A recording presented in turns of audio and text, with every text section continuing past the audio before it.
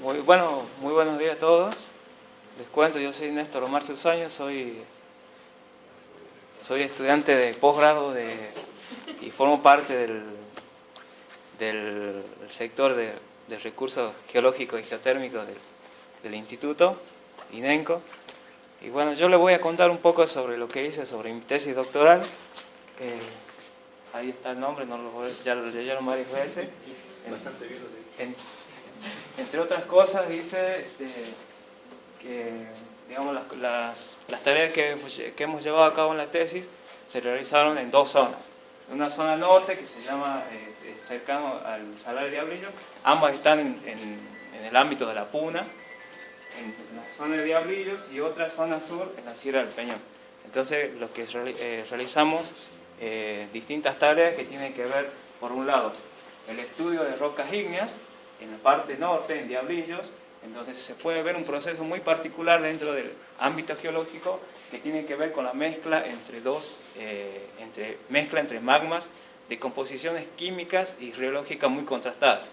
Entonces existen muchas controversias o todavía no se conoce del todo cuáles son los mecanismos por el cual estos magmas de composiciones muy contrastadas se pueden mezclar. Entonces es un tema de debate actual hoy en petrología, digamos.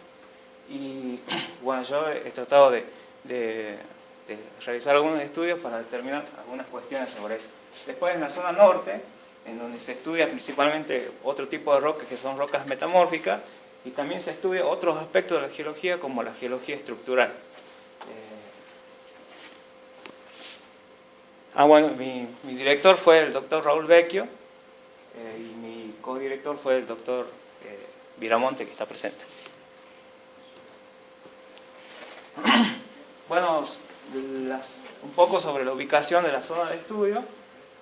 Ambas zonas se encuentran, como dije, en el ámbito de la Puna Austral, y se puede acceder a la ciudad de Salta siguiendo la ruta número 58, de esa creo.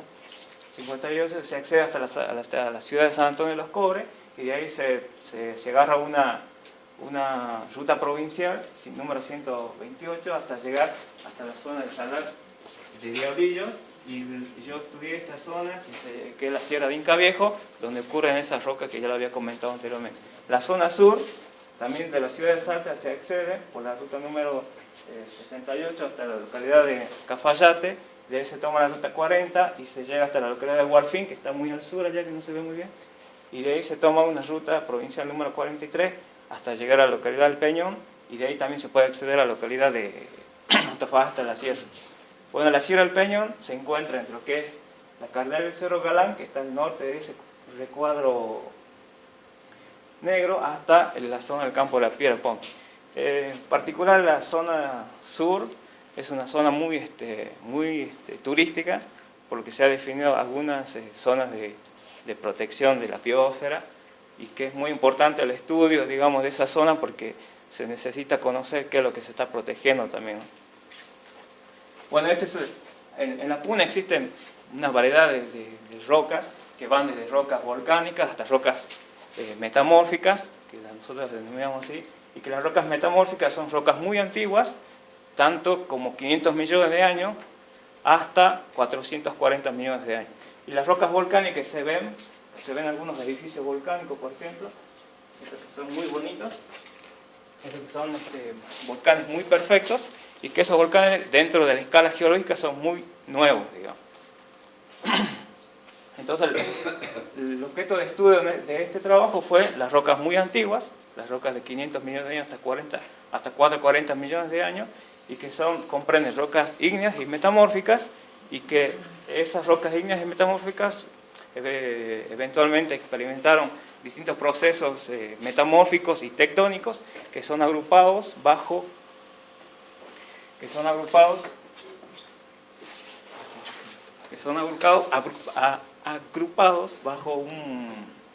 un ciclo mayor que se denomina ciclo famatiniano.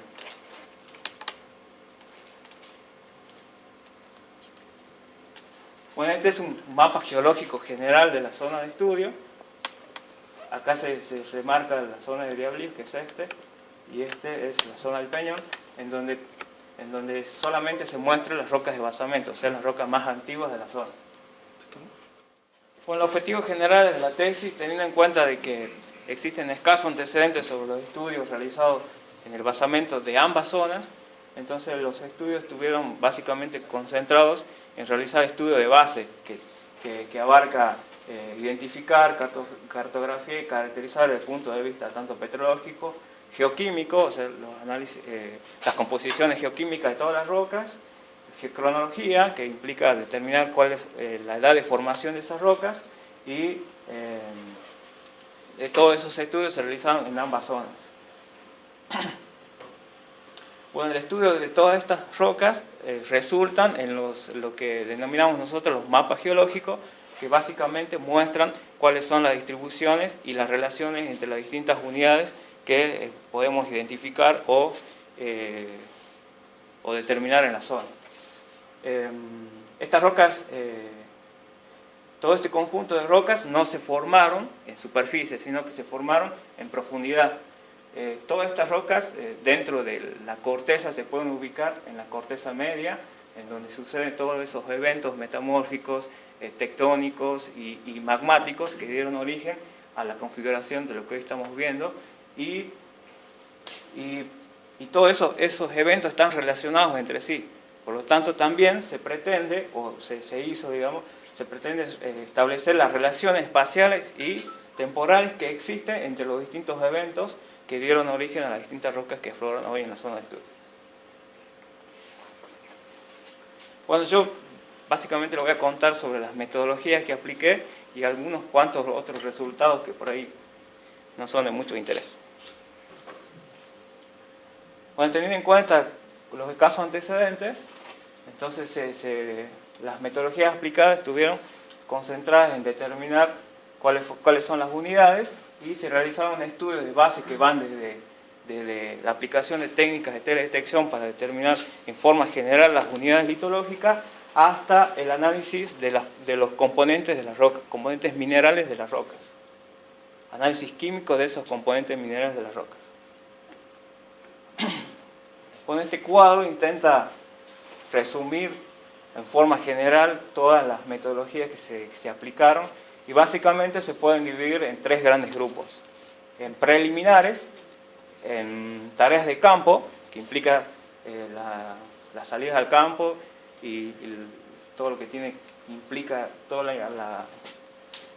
la parte logística que implica eso, y después la tarea de laboratorio. Creo que no se ve absolutamente nada.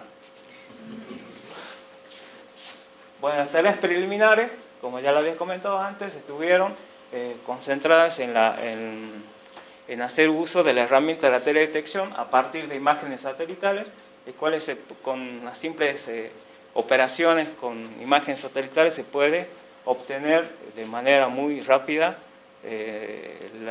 y se puede identificar de manera muy rápida las distintas unidades que pueden estar aflorando en función de la composición. Básicamente las imágenes satelitales lo que nos muestra son las variaciones composicionales de las rocas. Entonces todos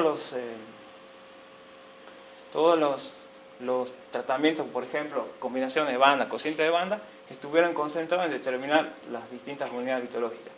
Todos los mapas preliminares que podemos haber obtenido con esas metodologías son cargados en un proyecto ArcGIS, en un programa ArcGIS, que lo que hace es manejar las bases de datos y que nos permiten elaborar de manera muy rápida mapas preliminares.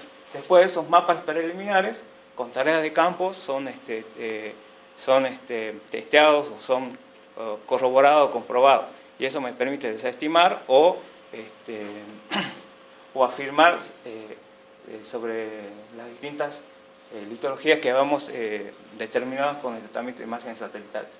También en el campo lo que se hace es tratar de establecer las relaciones que existen, relaciones espaciales que existen y también temporales relativas que existen entre las distintas unidades, y también algo muy importante que en la tarea de campo es la obtención de datos, tanto estructurales como descripciones macroscópicas, y lo que se obtiene acá no se ve, son las muestras que después, las muestras de rocas representativas de distintas unidades que deben ser tomadas muy cuidadosamente, de tal manera que represente estadísticamente a todo el conjunto litológico que estamos identificando. Entonces es importante también la metodología de toma de muestras, y esas muestras después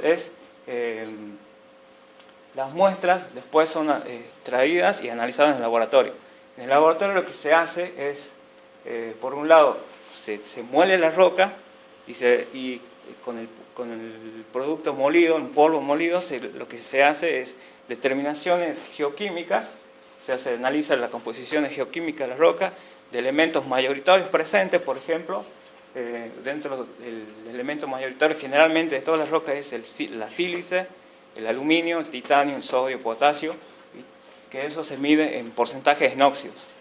También se determinan algunos elementos trazas, que por ejemplo el sodio, el rubidio, el estroncio, el níquel, que esos elementos son de particular importancia porque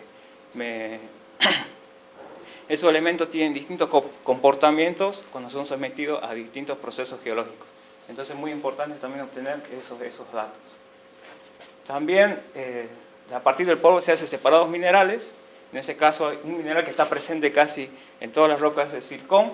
El zircón tiene la particularidad de concentrar uranio y a partir del análisis de los isótopos de uranio se puede obtener una edad. Y esa edad se determina la determinación de la edad se realizó en laboratorios de Brasil, porque acá en Argentina todavía no contamos con esos equipamientos para determinar la edad absoluta de la roca y por lo tanto tuvieron que ser realizados en Brasil. Las determinaciones geocronológicas me dan el momento de cristalización, en el caso de las rocas ígneas, me da el momento de cristalización de las rocas, por lo tanto me da la edad a la cual fueron formadas.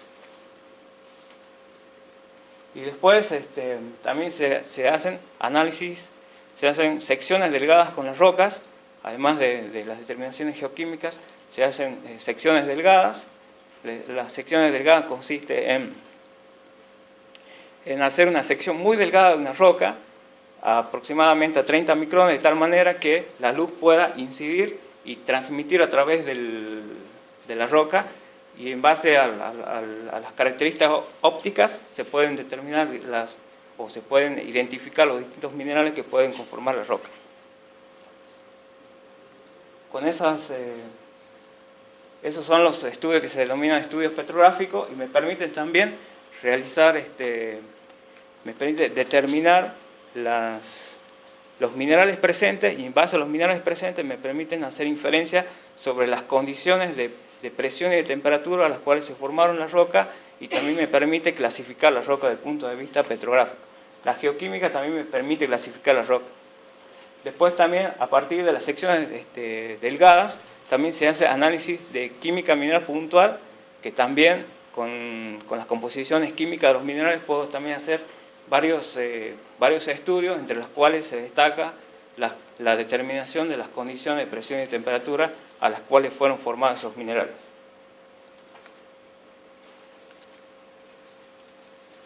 Bueno, acá les muestro un poco sobre los resultados que se obtienen a partir del procesamiento de imágenes satelitales. La zona de estudio en este caso es la zona norte, en donde tenemos la Sierra Inca Viejo, y si se puede ver un poco acá, no se ve muy bien, pero cada uno de los colores representa una composición diferente dentro de la sierra. Por ejemplo, este de color cian es un pórfido que está mineralizado, entonces se puede identificar muy fácilmente con una simple combinación de bandas. Y este es un mapeo automático que hace el programa, basado también en las distintas composiciones de las rocas. Bueno, esto es una fotografía que, bueno, cuando se hicieron las tareas de campo, por ejemplo, esta es una vista hacia el sur, en donde acá se observa un volcán que se llama Cerro Ratones, este es el Salar de Ratones, y se observa la ladera occidental de la Sierra Inca Viejo. Y acá es una vista hacia el sur del Salar de Diablillos, y también este sería el Salar de Ratones, y el Salar de Diablillos que se encuentra un poco más al sur. Esta es una imagen de detalle de lo que había comentado yo, de que en la zona norte se veía la mezcla entre magmas de composiciones diferentes. Por ejemplo, este sería MF sería como un magma básico que nosotros determinamos en función a la cantidad de sílice que tiene, y este que es de mayor sílice tiene mayor viscosidad, menor temperatura, entonces hay un contraste térmico y composicional que no permite que esos dos magmas se mezclen, que es básicamente geológico. Y algunos que tienen algunos contactos transicionales, y los distintos contactos entre lo que sería este tipo de magma con nos permite hacer inferencia acerca de las condiciones geológicas que estuvieron al momento de mezclarse. Bueno, esta es la petrografía, cómo se ven esa roca bajo el microscopio. En este caso es uno de los... En ese caso la muestra es de esta parte, de un granito, cómo se ven los minerales bajo el microscopio petrográfico, digamos, y que después las determinaciones de las proporciones de cada uno de estos minerales me determinan la clasificación de la roca. Y en la zona sur, bueno, este también es una vista en 3D de la zona sur. En la zona sur, después de realizar los distintos tratamientos de imagen satelital, las tareas de campo, nos ha permitido determinar, en base a las características litológicas y estructurales, en dos dominios de basamento, que tienen características diferentes y que están en contacto entre sí a través de una fractura que nosotros denominamos zona de cizalla del peñón. Esas son algunas de las fotografías de, por ejemplo, esta por ejemplo, esos son esquistos que están intruidos o que están intercalados con una roca que se llama anfibolita que es de color negro, que es de composición máfica como lo que veíamos anteriormente, y que ese por ejemplo,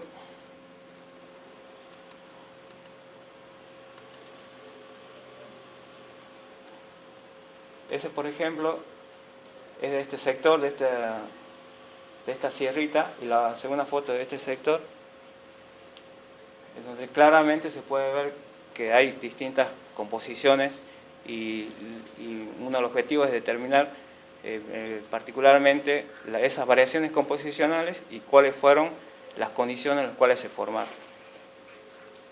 Acá tenemos otra vista hacia el sur de la sierra. Y acá tenemos algunos detalles de las distintas litologías que afloran en la zona. Bueno, estas son las tareas que nosotros llevamos en el campo. Generalmente hacemos las anotaciones en lo que nosotros denominamos libreta de campo, donde hacemos las descripciones macroscópicas de las rocas. A veces también tenemos que tomar alguna siesta. Acá está el doctor X. Y acá una compañera de trabajo tomando un dato estructural que después se trata estadísticamente para la interpretación estructural. Este, por ejemplo, es una vista hacia el sur del volcán, ese de los volcanes que le había comentado, en donde estamos justo en el filo de una sierra.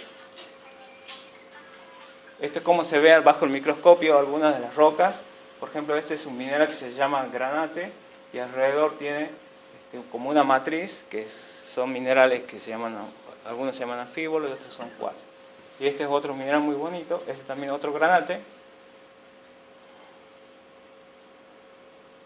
Las determinaciones geoquímicas que se realizan, lo que se hace es, se grafican en diagramas convenientes, digamos, según el objeto que se persigue.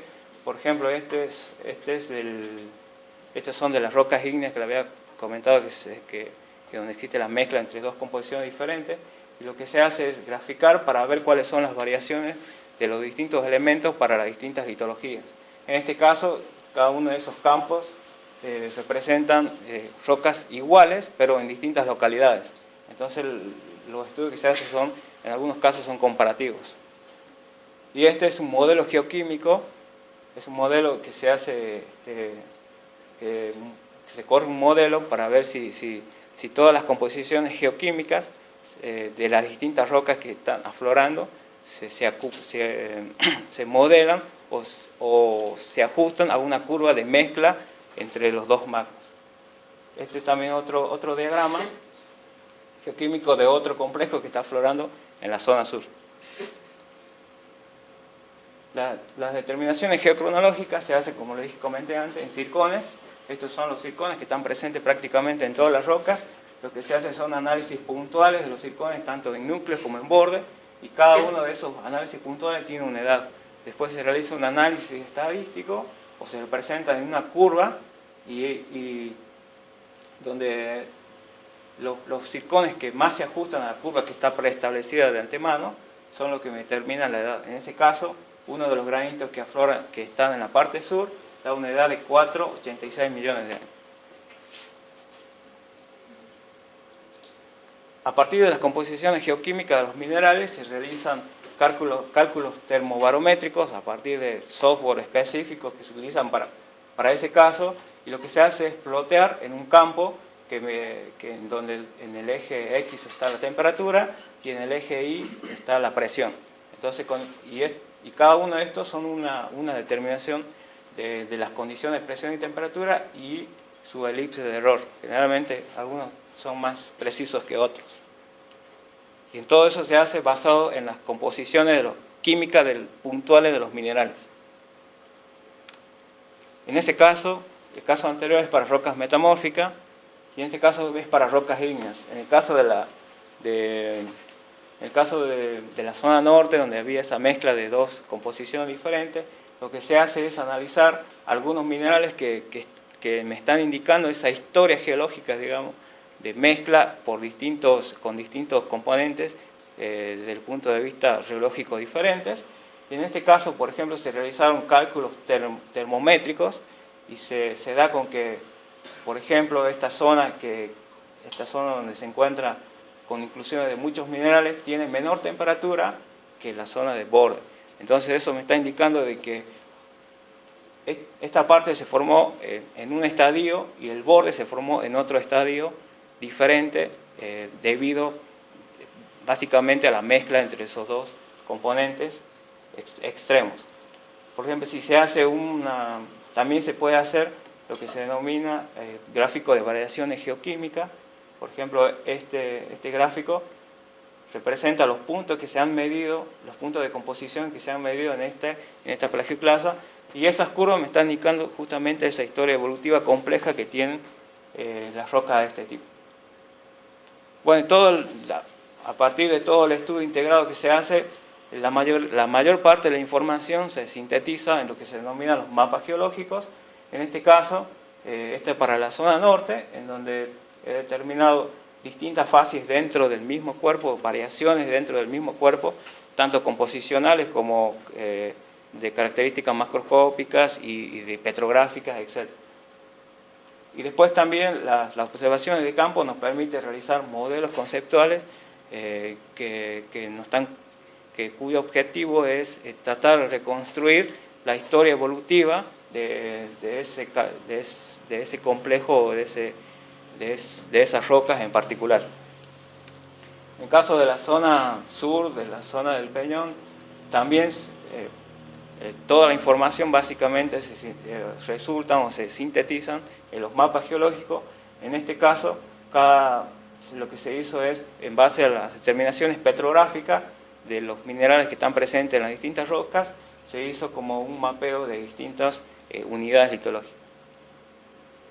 Y también, bueno, la integración de todos los resultados, tanto geocronológicos como de termobarometría, de geoquímica, resultan en la reconstrucción evolutiva de la historia geológica, digamos, de la zona en particular.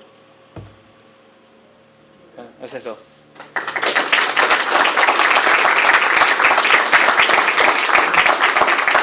No hay preguntas, ¿no? ¿Preguntas? ¿Hay tiempo de preguntas? ¿Cuánto tiempo se demora en llegar desde Salta al lugar, más o menos, un transporte terrestre?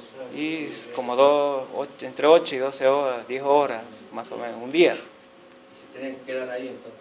Claro, siempre acampamos ahí. Generalmente las campañas son de 10 días, hasta de 10 a 20 días más o menos, depende. ¿Podés dar una explicación como para físicos, ingenieros químicos, de la diferencia entre rocas ígneas y metamórficas? Las rocas ígneas son las que cristalizan a partir de un magma. Por ejemplo, las rocas volcánicas, las que se forman en los volcanes son rocas ígneas, porque se forman a partir de un fundido por cristalización a partir de un fundido. Y las rocas metamórficas son aquellas rocas que han sufrido variaciones mineralógicas debido a cambios en la presión y la temperatura. Si yo esa roca ígnea la someto a presión y temperatura, se convierte en una roca metamórfica. Esa es básicamente la diferencia. En estado sólido, Claro. sin fundido. Sin cambios en la química global, solamente cambios texturales y mineralógicos. Para tener una idea, seguramente deben pasar esos fenómenos hoy en día. ¿Cuánto tiempo, dependiendo, supongo, del tamaño, le lleva a una roca, bueno, a algo ígneo transformarse en roca? Debe ser un proceso de enfriamiento, en realidad, ¿no es cierto?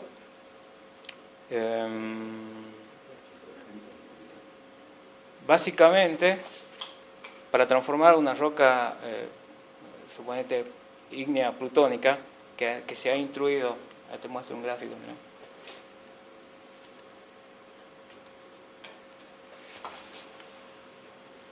Acá hay un gráfico muy esquemático. No, pero Néstor, la pregunta va a otro lado. Sí, en tiempo. O sea, ¿cuánto tarda una roca ígnea en formarse? Si es volcánica, instantánea. Sí. Si es plutónica, Si es plutónica, puede ser cientos de miles o quizás millones, no millones, pero cientos de miles de años. Depende. De enfriarse un cuerpo que está a 4 o 5 kilómetros por hora. Claro, sometido a presión. Y el enfriamiento es lento. depende también en qué nivel estructural o en qué nivel de la corteza se emplace. Si se emplaza muy superior, entonces las temperaturas son un poco menos que si se emplaza más profundo. Y eso depende también del gradiente geotérmico, y si se emplaza muy profundo puede tardar hasta 10 millones de años en enfriarse, digamos. Por eso también, en algunos casos, las aguas termales duran muchos millones de años, justamente por el enfriamiento lento de un Plutón que se encuentra debajo de un... ¿Por qué le llaman Plutón? Es ¿Planeta? Dios, Dios de la Claro. profundidad. Está bien. Vulcano, la fragua Claro. del Vulcano. Y Plutón estaba dentro.